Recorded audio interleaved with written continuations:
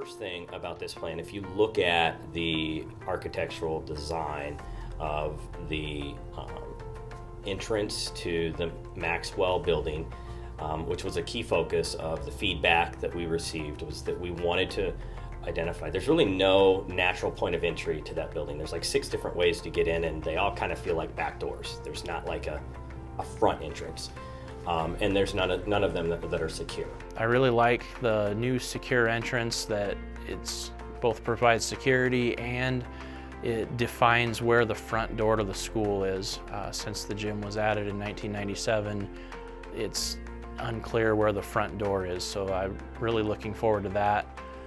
Security speaks for itself. People coming in really have no idea where to go to enter the building or where to go from there, because there's all different entrances and none is marked well enough for them to know it's the front and you should come in there. And also, if you were to get buzzed in, you could wander anywhere in the building before someone stopped you.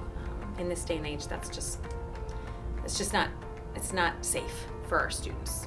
The committee did a really good job of sticking to the fundamentals. What really needs to be done, what's the necessities and not frivolous. And so I think that was really at the forefront of all of our mind, and the committee did a really good job with that. And so some of those necessities are just upgrading and really bringing our utilities up to code and to standard to make them more efficient for us long term. We did a tour and there were several rooms that were dilapidated to the point where they couldn't hardly be used anymore. The air quality in some of those rooms was very poor. So some of the ideas that we had to update the ventilation system, do a new HVAC system to help with heating and air conditioning. Some of the key pieces I think that the plan has are the multi-purpose space, using the old, historic, beautiful 1931 structure, but repurposing that in a new, modern way. So kind of getting the best of both worlds there, with keeping the old structure that has sentimental value for many community members, but also repurposing that for education and our children today and their needs.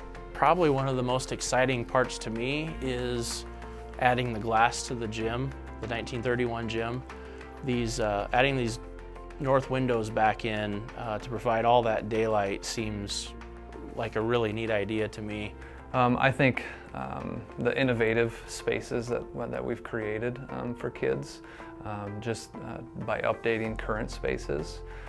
We've taken a lot of ideas that people brought to us. We've taken ideas that the architect has brought to us, the ideas from committee members, and just really created collaborative spaces for kids learning.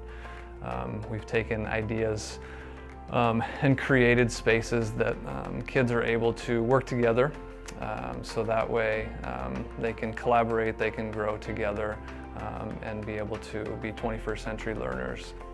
I feel like it gives a lot of people more opportunity to take maybe more classes than they're used to now, and just to have heating and cooling, a better cooling system in this building, which will help in this summer months and in the spring, I guess you could say. But another thing that I think is a key piece to the plan is the Ag and Food Science wing, with the Family and Consumer Sciences classes, as well as all those Ag classes, combining that career and technical education to give our students real world learning that they will take with them in many areas.